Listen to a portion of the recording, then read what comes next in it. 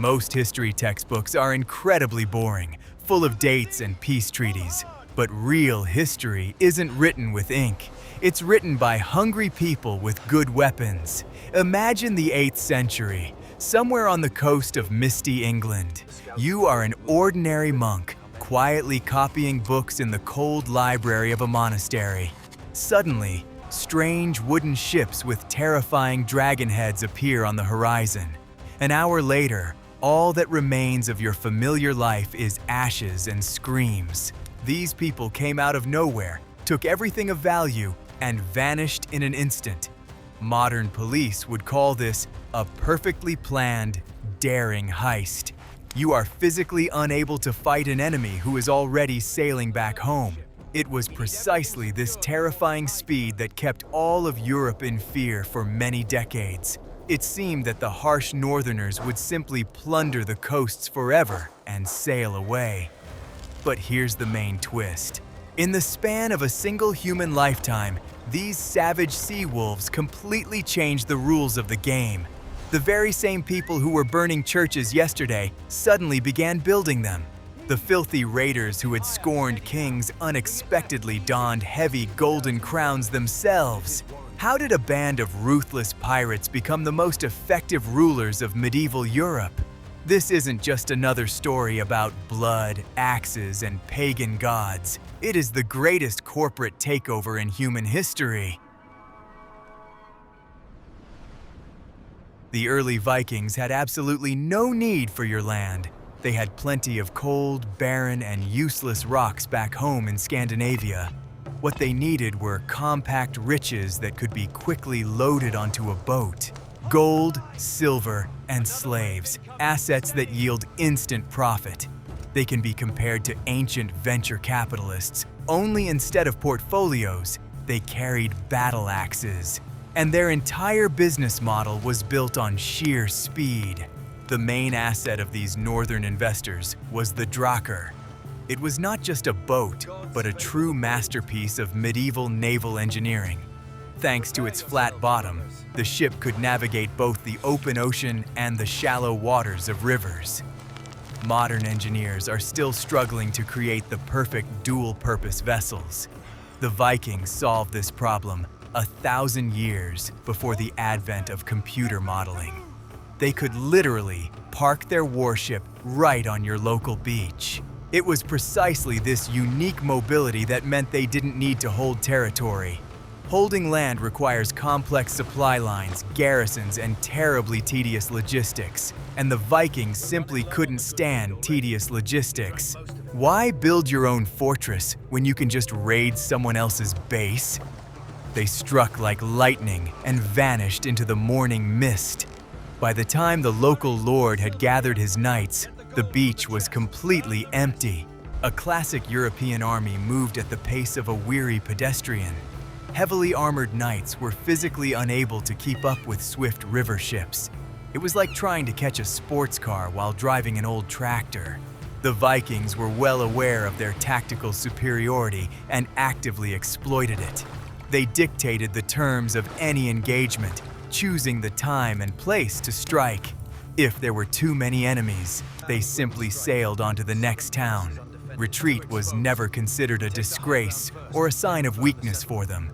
There was no place in their harsh culture for foolish chivalric nobility. They were guided solely by a harsh and cold military pragmatism. A dead Viking would not be able to spend the looted silver back home. Therefore, avoiding long sieges and heavy losses was the main rule of survival. The winner is not the one who died heroically, but the one who returned with the spoils. Europeans tried to build massive stone walls around their cities. They sincerely hoped that high fortifications would stop the daring raiders. But walls only work against those who try to storm them. The Vikings simply sailed past the fortified cities in search of easier prey. They always chose the path of least resistance with the greatest financial return.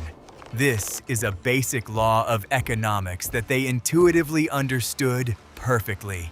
The summer raiding season quickly turned into a stable Scandinavian industry. Young men headed south to get rich and earn prestige. It was a kind of medieval summer internship abroad. You leave to work, endure hardships, and return with a resume of burned-down villages. Local kings felt completely helpless in the face of this annual practice. They could only watch the fires in despair from the walls of their castles. The northern warriors reveled in their impunity and struck terror along the entire coast. It seemed that the perfect formula for endless enrichment had finally been found. They struck, took the chests of silver, and returned safely to their warm homes before winter. But this flawless strategy still had one critical flaw, and this hidden flaw would soon force them to completely rewrite the rules of their game.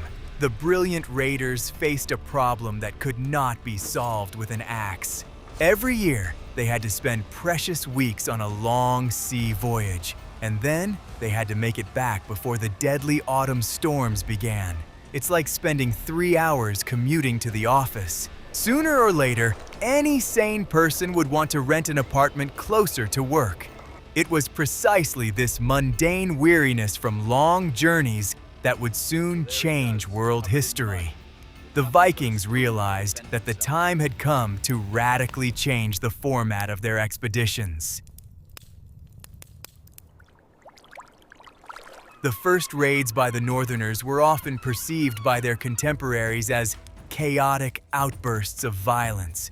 For a long time, historians considered them mere barbarians, devoid of strategic thinking. But the reality was far more complex, calculated, and terrifying. These early brutal attacks served as the perfect form of reconnaissance by combat. The Vikings did not simply plunder. They carefully studied the weak points of wealthy regions. Every village they burned provided them with vital data for future, larger-scale campaigns. They tested how quickly a local feudal lord could muster his sluggish militia. They measured river depths to precisely determine the navigability limits of their drakars. In essence, they were compiling a detailed military map of a fragmented and weak Europe. Modern corporations spend millions on research before entering new markets. The Vikings conducted their market analysis with torches, threats, and battle axes, and their aggressive data was absolutely accurate and devoid of corporate illusions. During these daring raids, they quickly identified key political vulnerabilities. If two local barons were at war with each other, the Vikings noticed it instantly. They understood that a divided enemy would never be able to mount an organized defense. This was a stunning grasp of geopolitics for people who couldn't even read.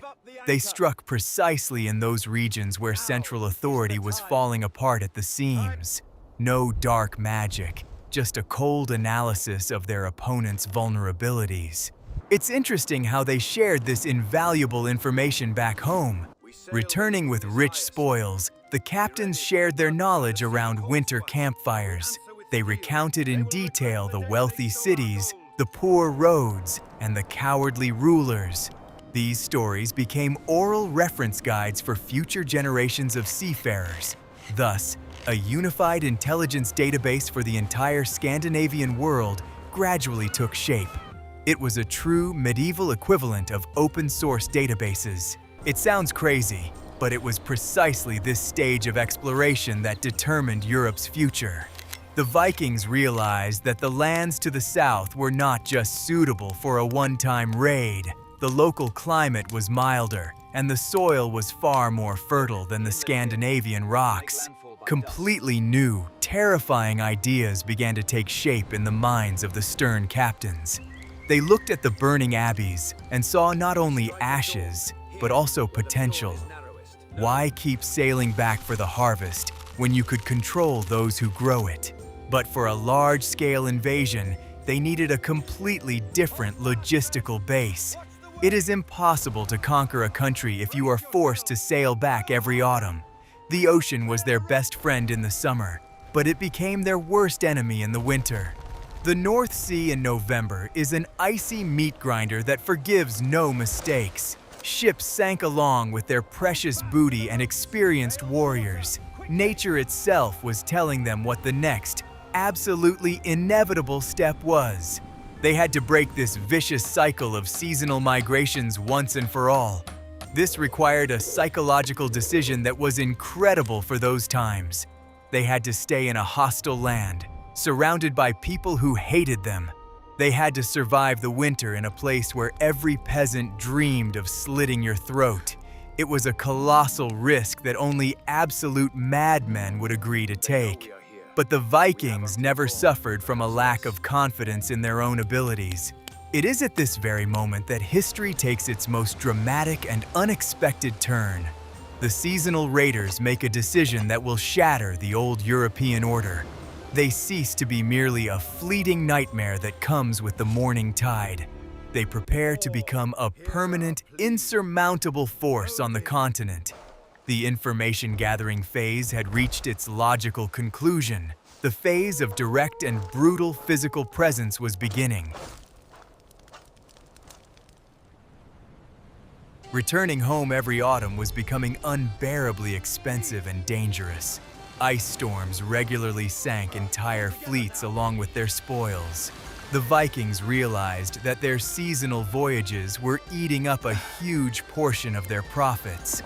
Any modern logistics manager would have advised them to optimize their supply chain. The Northern warriors optimized it as simply and radically as possible. They simply refused to sail back to their cold fjords. Instead of the dangerous voyage, they began setting up fortified winter camps. They found sheltered islands at river mouths and hauled their longships ashore. Massive wooden palisades and earthen ramparts were quickly erected around the ships. Suddenly, the elusive raiders became a constant headache for local authorities. This was no longer a short, hit-and-run operation. It had turned into a full-scale and extremely aggressive enemy occupation. The psychological impact of this decision was utterly devastating for Europeans. In the past, the onset of winter had signaled safety, a time for prayer and recuperation. Now the enemy was right next door, roasting meat and calmly waiting for spring. Imagine that robbers didn't just carry a TV out of your apartment. They pitched a tent right in your living room and declared they would spend the winter there. This completely shattered the entire defensive doctrine of the early Middle Ages. Why kill a peasant for a sack of grain today when he'll grow two in the spring? This simple thought began to fundamentally change their barbaric worldview. Dead people don't produce food, and wheat doesn't grow on burned fields. The logic of blind violence gradually gave way to the cold logic of economics. They remained brutal conquerors, but their brutality became calculated. Chaotic piracy evolved into a structured system of governance. This transition was neither peaceful nor pleasant for the local population. The Northerners continued to use terror as their primary diplomatic tool, but the very nature of that fear began to take on new contours. It was no longer the terror of sudden death from the sea. It was the fear of a heavily armed neighbor living upriver, and this neighbor did not take kindly to being denied provisions. By staying for the winter, the Vikings crossed an invisible but critically important line. They were no longer extreme tourists from the cold Scandinavian north. They became a permanent, integral part of the European political landscape. Rulers could no longer simply pray and wait for their enemies to sail away. They had to negotiate, fight to the death, or pay huge sums of money. And the Vikings simply loved it when they were paid huge sums of money. Many of these early winter camps did not disappear with the arrival of spring. They proved so convenient that they turned into permanent settlements. Dublin in Ireland began precisely as such a grimy dockyard for drakkars. It soon became a major hub for international trade and the slave trade. The Vikings came to destroy everything, but accidentally began building new cities. Sometimes history has a stunning sense of irony. Ice and storms forced them to stop, look around, and think. And what they came up with in their freezing tents changed everything. They realized that a physical presence gave them far more power than a raid. Wintering became the bridge across which they moved from plunder to control. And once they stepped onto that bridge, there was no turning back. Ahead of them lay a new, even more profitable business model. The transformation of temporary winter camps into permanent bases was inevitable. You cannot maintain a massive military fleet while sitting on a bare beach. Ships need regular repairs, new sails, and fresh timber. Weapons become dulled in battle and require skilled blacksmiths to repair them. The Vikings realized that for serious warfare, they needed serious infrastructure, and it was impossible to haul that infrastructure back to Norway by boat every time. The emergence of such bases drastically altered the balance of power in the region. From these fortified positions, they could launch strikes deep into the continent year-round. Local kings were completely exhausted trying to chase elusive raiding parties through the forests. The Vikings created ideal springboards for projecting their power. Modern superpowers use military bases around the world in exactly the same way. Only instead of aircraft carriers, the Norse had long wooden ships with oars. Life at a permanent base required a complex social organization within the army. Merchants, artisans, and even families who had sailed in behind the warriors began to appear. The camps grew to include workshops, markets, and fortified docks for receiving cargo. This was no longer a band of raiders, but a functioning military town. To maintain order in such a place, laws and a clear hierarchy were required. The chieftains had to become administrators so that their army would not destroy itself. Local rulers watched in horror as the enemy took root on their land. Attempts to drive the Vikings out of their fortified bases often ended in disaster. The Norse were masters of defense when it came to protecting their own spoils. They built cunning traps, moats, and multi-layered walls around their settlements.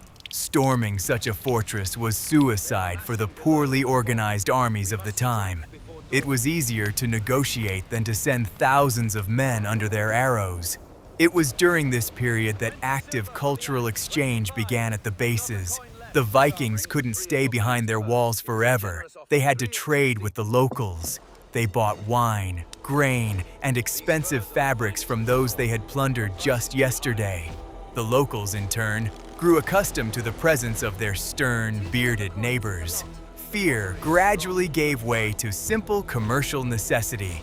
Money blurred the lines between barbarians and civilized Christians.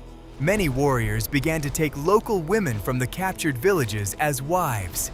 This created new bonds and gradually altered the gene pool of the invaders themselves.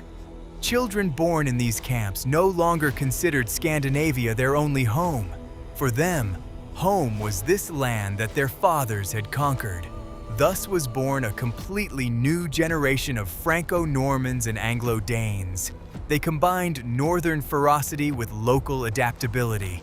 The presence of permanent bases finally put an end to the concept of old Europe. It became clear that simply waiting out this storm in castles would not work. The pagans had no intention of going anywhere. They were settling in here for good. Their camps were turning into independent political entities on the map of the continent. This was no longer a security crisis. It was a new geopolitical reality, and people had to learn to live with and interact with this reality. The Vikings proved that they knew how not only to destroy, but also to build. Even if they were crude military fortresses, they worked flawlessly. The transition from temporary tents to a permanent presence changed the very essence of their expansion. They had dug in like a steel claw embedded in the body of a massive beast, and now they intended to drain that beast's lifeblood as efficiently as possible. The time had come to turn fear into a steady and regular stream of revenue. Constant looting is hard, dirty, and extremely dangerous physical labor. You have to sail, break down sturdy doors, haul chests, and risk your life. Sometimes the locals fight back, and you lose your best fighters. The Vikings were fierce warriors, but they certainly weren't fools. They quickly realized the simple truth of any successful long-term business. Robbing constantly is far less profitable than systematically controlling the land. A smart criminal always seeks to legalize their income and minimize risks. Why break into a house every time when the owner can bring you the money themselves? This brilliant idea became the foundation of their new economic strategy. They realized that the threat of violence sells much better than violence itself. If you burn down a village once, you get a one-time profit and a pile of ashes. If you threaten to burn down a village, you can make a profit every month. The Northerners began to view the territories under their control through the eyes of shrewd investors. They assessed the fertility of the fields, the number of livestock, and the commercial potential of the towns. It was not in their interest to completely ruin the lands they intended to milk. They became, in a way, the protectors of their own victims. No one dares to plunder these peasants except us. That was their new motto. This is a stunning logic that formed the basis of nascent feudalism. This approach drastically reduced casualties among the Vikings themselves. Wielding a sword every day is a sure path to an early death from infection. But sitting in a fortified camp and counting tribute is an excellent career. Their military reputation worked for them better than any modern advertising. They didn't even need to draw their weapons. Simply showing a longship was enough. The name Vikings became a brand guaranteeing absolute destruction in the event of non-payment. Of course, sometimes the system failed and someone refused to pay their bills. In such cases, the Vikings' response was immediate, exemplary, and monstrously cruel.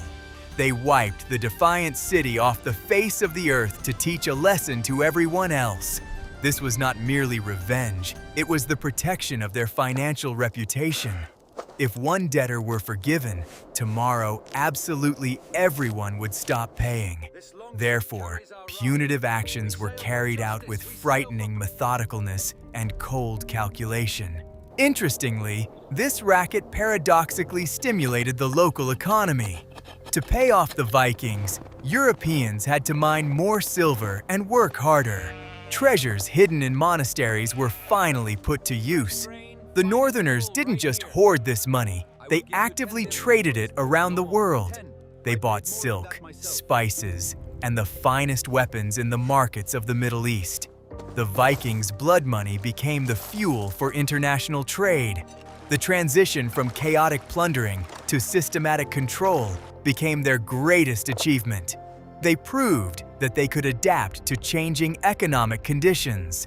The barbarians turned out to be far more pragmatic businessmen than the European aristocrats. They did not cling to old traditions if those traditions did not generate income. It is not the strongest who survives, but the one who adapts the fastest. And in this art, the Vikings had no equal in all of Europe. The math of violence worked out perfectly. Fewer warriors killed, more stable income, fewer logistical problems. But appetite comes with eating, and soon, a simple tribute was no longer enough for them. Why collect taxes from a chieftain when you can collect taxes from an entire king? They were ready to take their business to a whole new state level, and Europe was forced to open its royal treasuries to them. When the Vikings realized that intimidation worked like a charm, they upped the ante. Why bother with small villages when they could blackmail entire nations? Thus was born the concept of the Danegeld, Danish money, an official tax on security. It was state-sanctioned extortion on a scale and with a brazenness never seen before. Kings were offered a simple choice: pay mountains of silver or your country is finished. Given the military might of the Norse, the choice was absolutely obvious. The sums they demanded are shocking even to modern economists. In 845, the legendary Ragnar Lodbrok laid siege to Paris and demanded 7,000 pounds of silver. To put this into perspective, this was practically the entire annual budget of the Frankish state. Charles the Bald gritted his teeth, gathered all the silver in the country, and paid up. Ragnar calmly weighed the loot, loaded it onto his ships, and sailed away without losing a single warrior. It was the most profitable, bloodless deal in human history. But the beauty of blackmail is that it is never a one-time affair. As soon as you pay the extortionist, you automatically end up on the list of regular customers. A few years later, the Vikings returned and demanded an even larger sum. The English kings paid the Danegeld with such regularity that it became their main expense. To raise this money, the kings had to impose new, extortionate taxes on the peasants. The Vikings literally forced Europe to finance its own humiliation. This process required a massive logistical effort on the part of the collectors themselves. They had to organize the safe transport of tons of silver to their ships. Strict control was necessary to ensure that their own warriors did not plunder the treasury along the way. The Vikings created a complex system of weights and measures to verify the quality of coins. They became not just warriors, they became the chief bankers of the early Middle Ages. Only their banking system was based on the fear of death, not on credit ratings. Danegeld corrupted both sides of this forced contract. European rulers grew accustomed to buying their way out of problems instead of resolving them by military means. They spent money on bribes to the barbarians instead of building their own armies. The Vikings, in turn, grew accustomed to receiving colossal wealth without the slightest risk. Why train and risk one's life in fair combat if the king himself would bring the gold? It was a convenient trap into which all of Western civilization fell. The system was so effective that sometimes the Northerners didn't even sail there themselves. They simply sent envoys demanding the next peace payment. The Anglo-Saxon king Ethelred the Unready went down in history as the man who tried to buy his way out of everything. He paid such vast sums of Danegeld that England's economy was on the brink of collapse. Ironically, it was this very money that financed the construction of new ships for the Vikings. The victim was paying for the tools of his own next plunder. They realized that being an external threat was profitable, but temporary. True power does not lie in taking others' taxes at the point of a sword. True power is when taxes belong to you by right. And to obtain that right, they had to integrate into the system itself. They had to stop being enemy number one and become an indispensable ally. This was the next step in their evolution. Danegeld made them fabulously rich, but it did not make them legitimate rulers. Gold can buy an army, but it cannot buy the recognition of other kings. The Vikings were about to make the most difficult deal in their history. They were going to trade their services for something more valuable than any silver. They were going to receive land and titles, becoming part of the very Europe they had plundered. Having amassed enormous fortunes through the Danegeld, the Vikings faced a new problem. They had a host of trained warriors who constantly craved work and glory, and Europe at that time was a seething cauldron of endless internecine wars. Local kings, dukes, and counts were cutting each other's throats over tiny scraps of land. And then the tough guys from the north entered the scene, ready to kill for a good price. It was the perfect market for professional military services. The Vikings quickly transitioned from independent raiders to elite mercenaries. European rulers hated the Northerners, but they hated their neighbors even more. Hiring a band of barbarians to destroy their cousin's army was considered an excellent tactical move. The Frankish emperors were the first to actively use Vikings in their civil wars. They simply bought the loyalty of one band to protect them from another. It sounds like madness, but in the chaos of the Middle Ages, it worked. For the Vikings themselves, it was a win-win and incredibly profitable situation. They no longer had to organize complex raids blindly at their own risk. Now, the employer himself showed them who to plunder and even paid extra for it. Moreover, they received official permission to legally plunder enemy territory. Modern private military companies operate on exactly the same principle. The Vikings simply invented this business 1,000 years before our time. But hiring mercenaries posed a huge danger to European kings. Mercenaries tend to be well aware of their own real strength and their employers' weaknesses. The Vikings saw that local armies were cowardly and rulers were mired in intrigue. Sooner or later, a natural and logical question would arise in the mercenary commander's mind. Why am I serving this weak king when I could become king myself? And in many cases, this question led to armed coups. Rulers tried to control their chain dogs, but this rarely ended well. If the king delayed their pay, the Vikings would simply take what was theirs by force from the local population. They turned back into raiders in an instant as soon as the money ran out. It was a game with fire in which Europe constantly burned its fingers. You cannot buy a wolf's loyalty. You can only hire it for a time, and that hire came at an incredibly high price.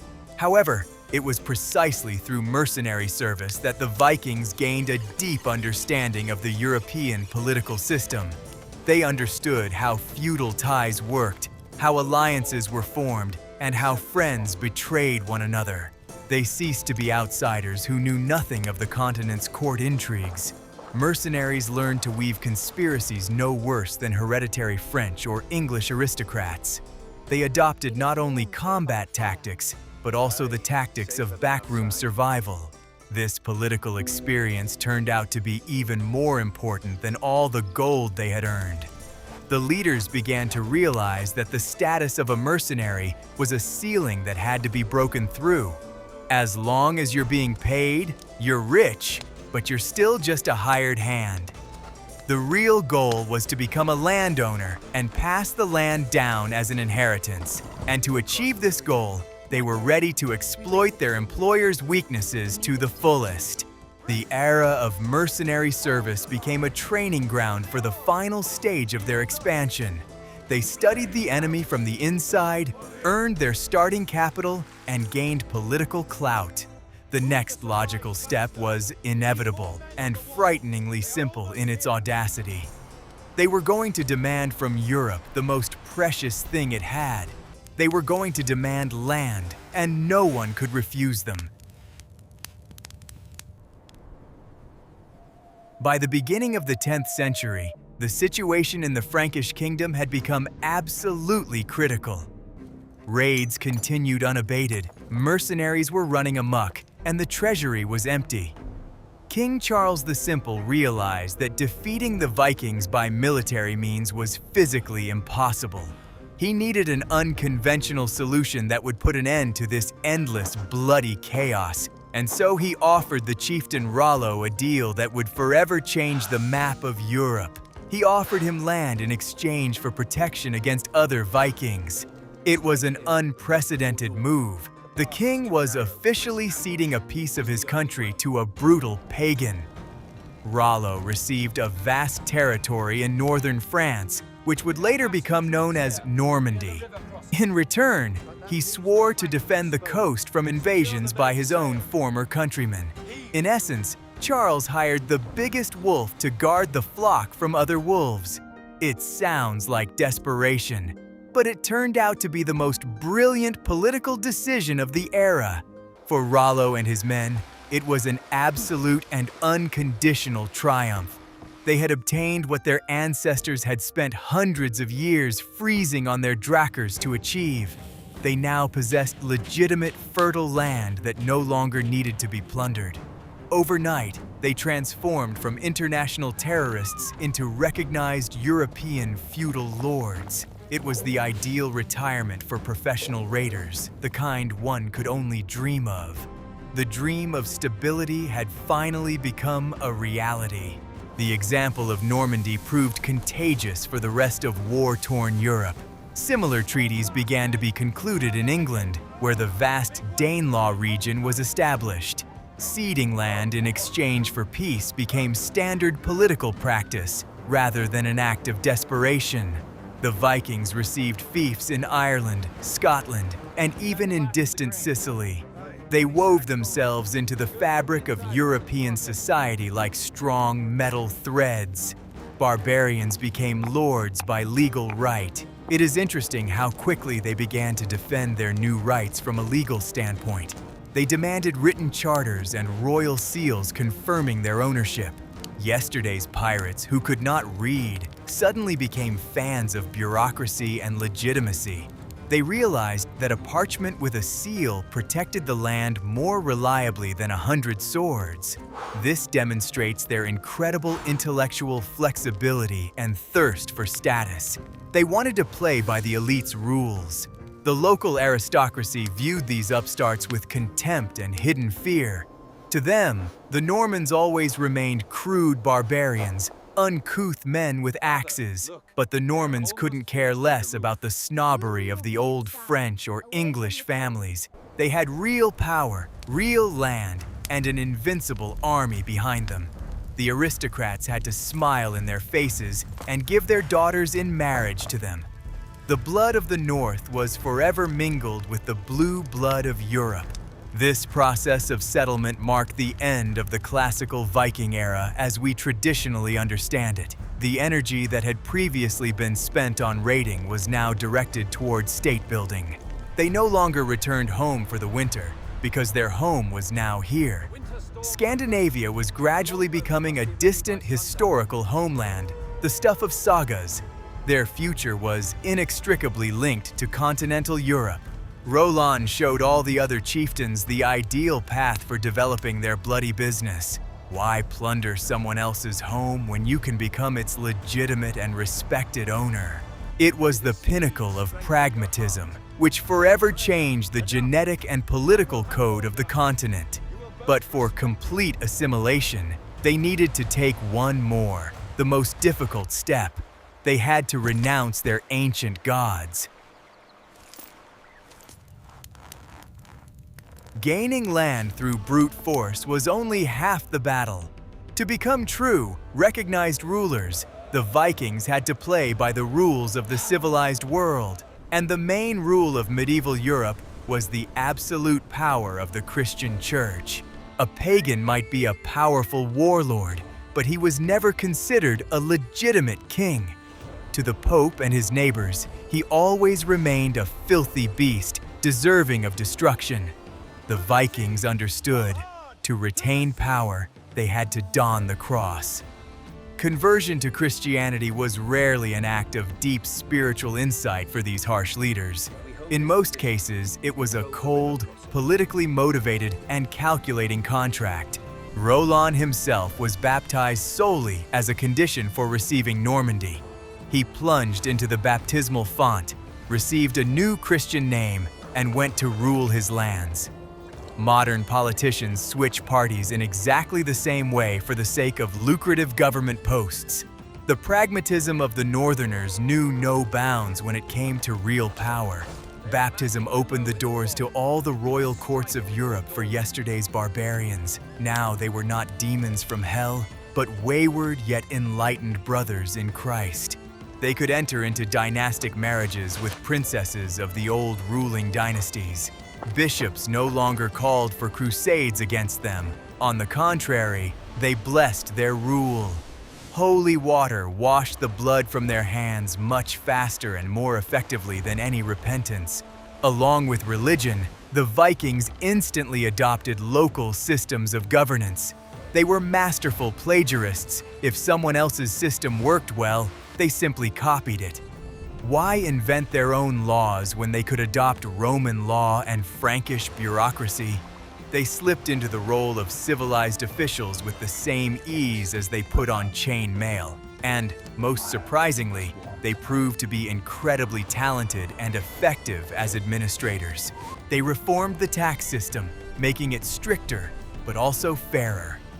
Under the Vikings, evading taxes was practically impossible due to their military past.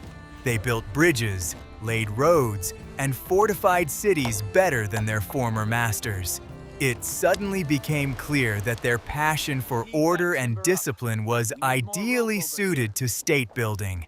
Those who had destroyed half of Europe were now methodically rebuilding its infrastructure. However, they did not completely abandon their Scandinavian legal heritage. They blended local laws with their own traditions, creating unique hybrid systems. For example, the jury system, which became the foundation of English law, has deep Scandinavian roots. They preserved the principles of personal freedom and respect for the law that were inherent in their culture. The result was a stunning symbiosis, the efficiency of the North plus the bureaucracy of the South. They very quickly forgot their native language, switching to local dialects. Within a couple of generations, the Normans in France were speaking exclusively Old French. It was not in their interest to maintain cultural isolation. They wanted to fully merge with the elite. If speaking French was necessary to control France, they would speak French. Absolute adaptability was their primary weapon of mass destruction. Christianity and local laws became invisible yet sturdy armor for them. This armor protected their power far more reliably than wooden shields and battle axes. They outmaneuvered old Europe on its own ideological playing field. They accepted the rules of the game, but in the end, they themselves became the chief referees in that game. Civilization did not defeat the barbarians. The barbarians simply appropriated civilization. They stopped praying to Odin before battle, but their inner core remained unchanged. Beneath the silk robes of Christian lords, the hearts of ruthless sea wolves still beat, and Europe would soon realize that these new rulers were more dangerous than any savages of the past. They had armed themselves with law and faith, and now nothing could stop them. The most striking thing about the history of the Vikings is the incredible speed of their transformation. The entire process, from the first bloody raid to the coronation, took a frighteningly short time. It was not a slow process of assimilation stretched out over tedious centuries. It took place literally within one, at most two, human lifetimes. A father might have been plundering monasteries like a savage raider, while his son was already enacting laws as a legitimate ruler. History has never known such rapid social mobility. Their fearsome reputation was the main fuel for this meteoric rise. They didn't need to prove their right to use force to the local inhabitants. Everyone already knew full well what these people were capable of in a rage. This aura of invincibility and primal terror helped them crush any uprisings in the bud. Fear of their ancestors worked for them better than thousands of armed guards. The bloody capital accumulated over generations was converted into stable political power. The fate of the Normans became the most striking example of such a rapid transformation. The great-grandson of that very savage Rollo, William the Conqueror, became the most powerful king in Europe.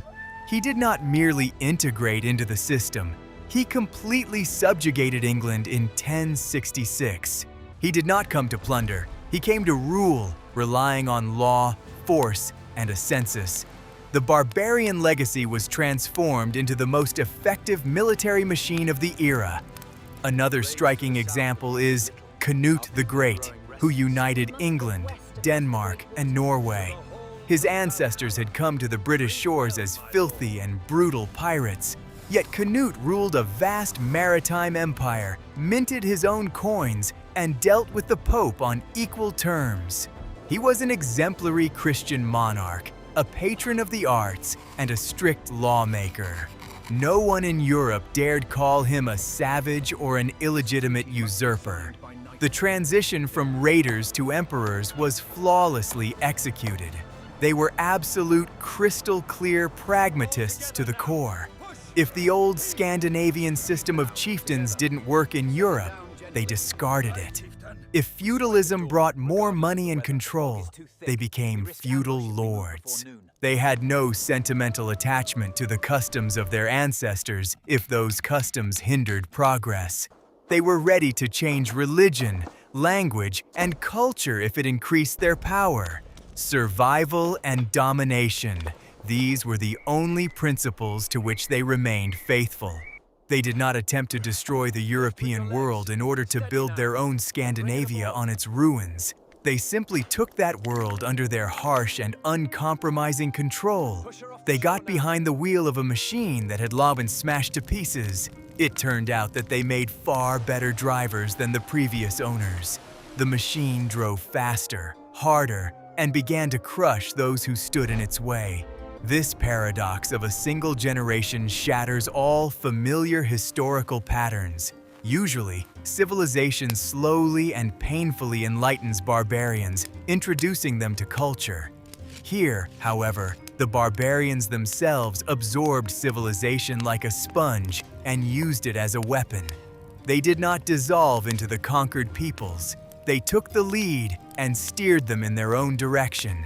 It was a triumph of will, adaptability, and utterly ruthless intellect. Yesterday's outcast in a horned helmet became the one who dictated fashion at court. The son of a man who could not read opened universities and built stone cathedrals. They leaped over several stages of evolution, simply ignoring historical constraints. Europe thought it had bought its way out of them with silver and scraps of land on the coast. But in the end, it gave them the most precious thing, its own future. The father's generation hacked a window into a new, rich world with their heavy axes. The generation of sons widened that window, installed a frame, and hung expensive curtains. They permanently erased the line between invaders and the rightful masters of this planet. Their triumph was so complete that the very word Viking became synonymous with unprecedented success. They traveled this path so quickly that their contemporaries didn't even have time to truly fear them. By the time European kings realized the scale of the catastrophe, it was already too late. The descendants of those fierce sea wolves already sat on all the key thrones of the continent. The trap had snapped shut, and the keys to it were in the reliable hands of the Scandinavians. Ultimately, the Vikings did not disappear or vanish into the mists of history. They did not lose the war and were not driven back to their cold fjords. They simply pulled off the most massive and successful rebranding in the history of humanity. They realized that governing a state, collecting taxes, and enacting laws was far more profitable than plundering. The pirate company simply grew into a multinational corporation with a monopoly on power. They took off their bearskins and donned gold-embroidered silk robes of lords. They traded their wooden drakars for impregnable stone castles and heavy knightly cavalry. But beneath this veneer of civilization, their cold, calculating, and predatory Scandinavian mind has always lurked. They have not ceased to be Vikings at heart. They have simply radically changed their strategy. From brute physical force, they have shifted to intellectual and political power. Their legacy is not just ruined monasteries and the bloody sagas of antiquity. Their legacy is all of modern Europe, its borders, its laws, and its blood. They came as destroyers of the old world, but in the end, they became the architects of the new one. And every time you look at English or French history, remember one thing. All those kings in their lavish palaces are the descendants of the men who once sailed here in search of foreign silver.